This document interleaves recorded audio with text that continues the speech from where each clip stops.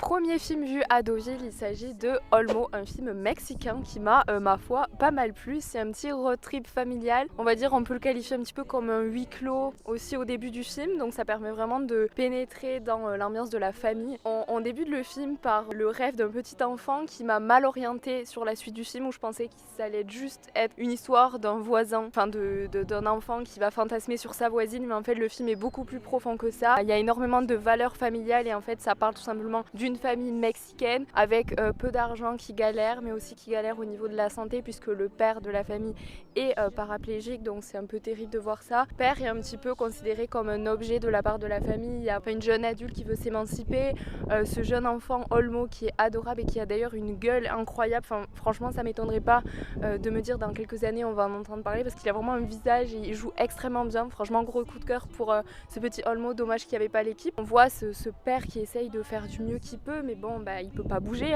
finalement. La famille parle de lui comme c'est un objet, tout le monde se rejette la faute de qui doit s'occuper de lui, etc. Donc c'est assez triste en fait de constater ça. J'ai trop aimé l'ambiance du film, enfin comment dire, c'était trop esthétique. Je sais pas comment expliquer, c'était un peu vintage. Donc pour le moment, le film il a pas de date de sortie, donc il va falloir patienter un petit peu. En tout cas, je suis très contente de l'avoir vu. C'est la première fois que je vois un film ici et il me plaît, donc je suis super contente d'avoir vu ce film qui est en compétition.